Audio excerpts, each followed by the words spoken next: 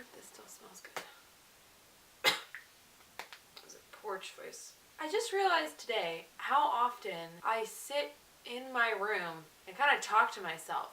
I am talking to myself. I can't even imagine if someone walked into my house and just heard me talking to myself. It would be weird. But since no one's here, welcome back to the final edition of the Allender Center Level 1 Certificate Program update. And I'm so excited to sort of end this chapter and open up a new one that I have not seen yet. I don't read ahead. Actually, that's not true. I do read ahead.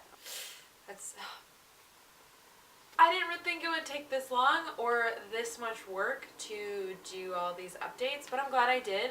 Anyways, about the fourth weekend. I actually don't want to share that much about the fourth weekend because if you ever decide to do this program, I would love for you to see what the finish line looks like yourself. But overall, the fourth weekend was really great and really hard. It's actually a lot harder to receive blessing and attunement than it is to deal with your crap. I'll share a little bit really quickly the shield that we created. So my friend Soleil, which you have met through the blog, she actually painted this for me. Oh, it's kind of... Cameras are difficult, you know what I mean? You can hold it there and I'll see it. I realized how much I struggled with my creativity and my desire to be creative. So this was a really difficult task, letting my creative juices free flow. My goal was to portray what it is that I meant to bring them, and through the stories that I shared, this just explains and just shares a little bit metaphorically about what it is that I want to be able to bring, which is a lot of beauty and prophetic passion. It hangs above my bed just to remind me. In creating that was really good to share that with my group. We all shared our shields and it was just it was such a beautiful and enlightening experience to see all the ways that we have sort of seen our own stories and seen each other. And I got a lot of blessing around the way I bring myself in general.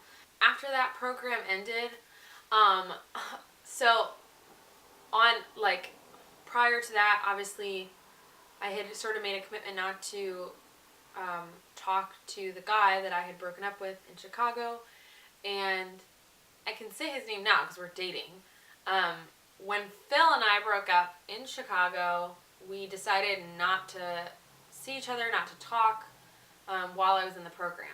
Phil had been so kind and so honoring to that boundary that I made. He never reached out to me.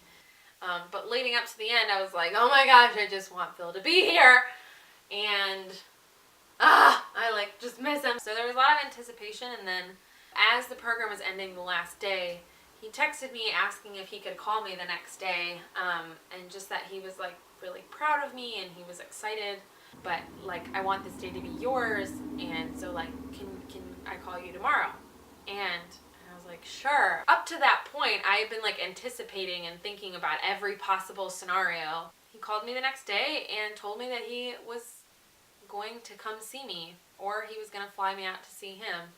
It wasn't intrusive. It was more an invitation into, I want to get to know you because I actually don't think I know you very well, even though I've known you for 3 years. So that's been really cool. And I've been sharing some of those stories with him since then. And it's been really good. So if you want more updates, you can ask me personally.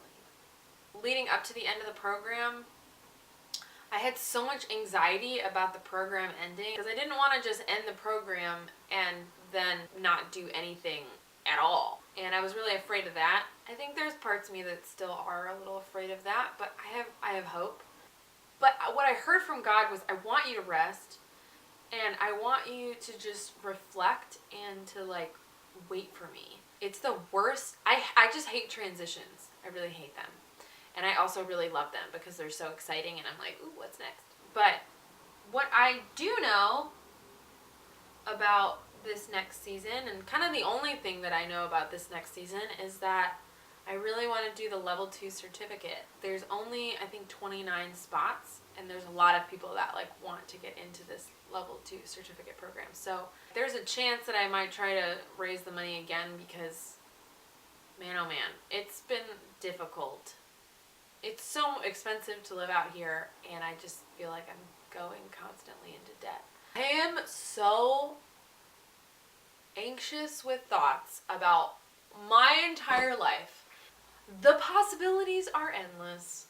But right now, it's working at Canlis and dog walking, which is really fun. I do that for fun and get paid for it. It's ridiculous.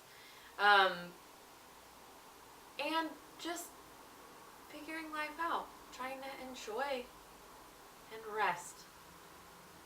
It's gonna be a rough one. Resting is the most difficult thing I don't know how to do. So, I don't know what I'm going to do with this camera, these videos, but I'm going to do something. By God, I will do something. I don't know. I'm going to play around with this camera and see what comes of it. I actually, you know what I was thinking? I really want to learn how to edit well and also find my own creative, stylistic edge. This program is a major cornerstone in my life. Thanks to everyone that's been a part of it and supportive. And I would not be who I am right now without you guys. It was so worth it. And it's been worth it. And I think that I might stay in Seattle for a little while. I'm unsure. That can always change in a split second if I hear God say, Utah! Please don't. So, thank you. My story thanks you for it. So, I will talk to you soon. Stay tuned for other strange things coming your way.